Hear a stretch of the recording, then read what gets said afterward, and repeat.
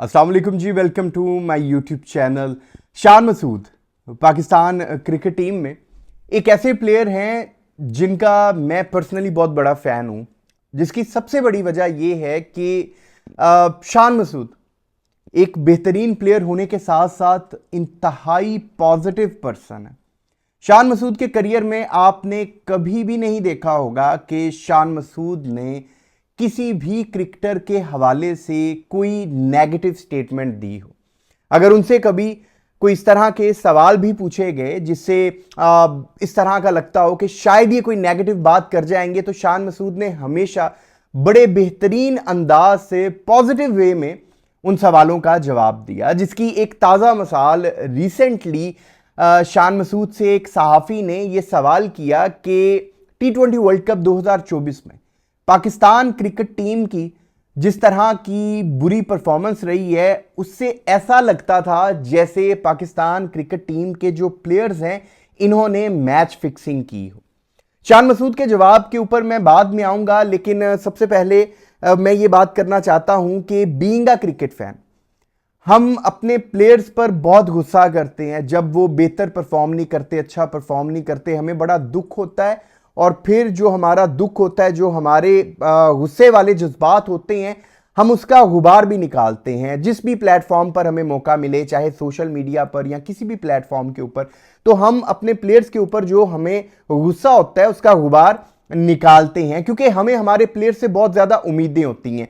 अगर आप T20 world cup 2024 की बात करें तो वाकई ऐसा लग रहा था कि जैसे ये पाकिस्तान क्रिकेट टीम नहीं खेल रही, बल्कि पाकिस्तान की जानिब से कोई गली मोहल्ले की एक टीम बनाई गई है और उन्हें T20 वर्ल्ड कप खेलने के लिए यूएसए भेज दिया गया है। जिस तरह की बुरी परफॉर्मेंस हमारी टीम की चल रही थी, और इसके पीछे की जो रीजंस थी वो भी अब खुलकर सामने आ चुकी हैं कि रीजंस कुछ इस तरह से थी कि टीम में जो एक यूनिटी नहीं थी, बहुत ज्यादा पॉलिटिक्स हो रही थी, ग्रुप्स बने हुए थे। अब ये बातें सिर्फ किताबी नहीं रह गई, हवा में नहीं रह गई। जब बाबर आजम की ये रिपोर्ट सामने आई है कि बाबर आजम ने पाकिस्तान वर्सेस आयरलैंड जो लास्ट मैच खेला गया पाकिस्तान क्रिकेट टीम का T20 वर्ल्ड कप 2024 के हवाले से, तब बाबर आजम ने ड्रेसिंग रूम में जाकर जितने भी प्लेयर्स थे उनसे ये बातें की कि मैं जानता हूं मेरी पीठ पीछे कौन क्या बातें करता है।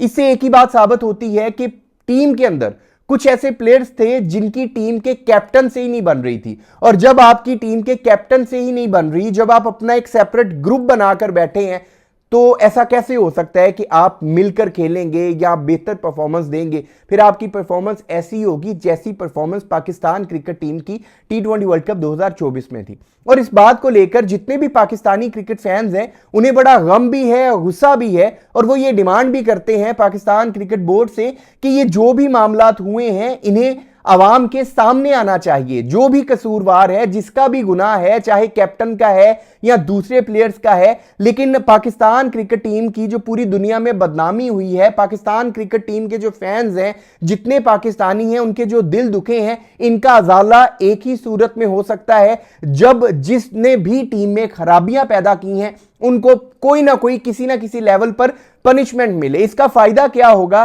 कि आने वाले टाइम में भी अगर कोई इस तरह की हरकत करने का सोचेगा तो वो पास्ट को याद करेगा कि जिन्होंने पहले ऐसा किया था उन्हें पाकिस्तान क्रिकेट बोर्ड की जानिब से इस तरह की सजा मिली थी। तो शायद आने वाले प्लेयर्स भी इन हरकतों से बाज रहेंगे।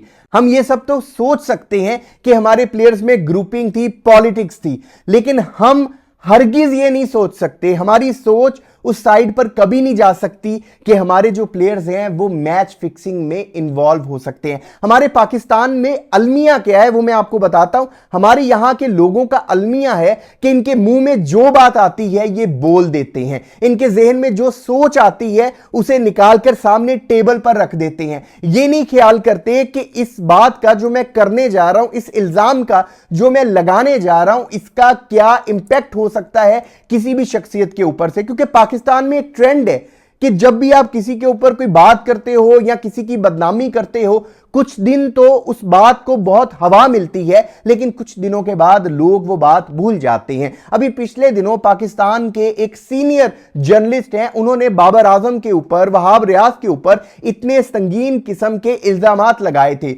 2 से 4 दिन बहुत शोर मचा, सोशल मीडिया पर भी लोगों ने काफी शोर मचाया, लेकिन अब वो सारी बात किस्से कहानी बन चुकी है, कोई दोबारा उस बात को रिपीट नहीं करता। तो हमारे लोगों को पता है कि हम उठकर मुंह उठाकर किसी पर भी कोई भी इल्जाम लगा देंगे, कुछ दिनों के बाद वो आवाजें मदम हो ही जाएंगी। अब जो रिपोर्टर ने, जो सहाफी ने शान मसूद से ये सवाल पूछा है, इसका शान मसूद ने बड़े खूबसूरत और बेहतरीन अंदाज से जवाब देते हुए कहा कि पाकिस्तान क्रिकेट टीम के प्लेयर्स को मैं जानता हूं बहुत अच्छे से और उनमें से कोई भी ऐसी हरकत करने का सोच भी नहीं सकता। और शान मसूद ने उस सवाल को डाइवर्ट किस तरह से किया वो भी बड़ा खूबसूरती से उन्होंने किया। उन्होंने कहा कि टी20 वर्ल्ड कप 2024 का किस्सा माजी का किस्सा हो चुका है, हम यहां पर टेस्ट क्रिकेट की बात करने बैठे हैं, आप मुझसे टेस्ट क्रिकेट के हवाले से सवाल करें। यही वो खूबसूरती है शान मसूद की शख्सियत में, जिसका सिर्फ मैं नहीं बल्कि जितने भी पाकिस्तानी क्रिकेट फैंस हैं वो दीवाने हैं। आप शान मसूद को कभी किसी के हवाले से,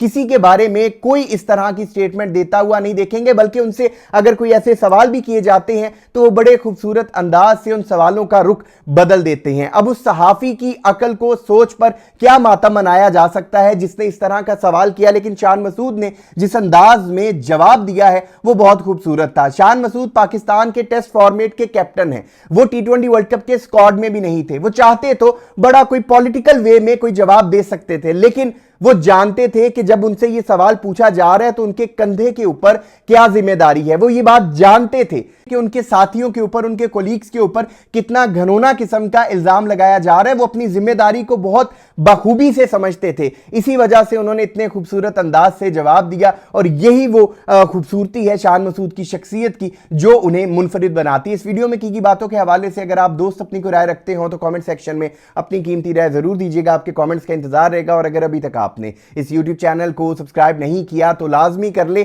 ताकि क्रिकेट और स्पोर्ट्स से रिलेटेड अपडेट्स आप दोस्तों तक पहुंचती रहें। अपना बहुत ख्याल रखिएगा, दुआओं में याद रखिएगा।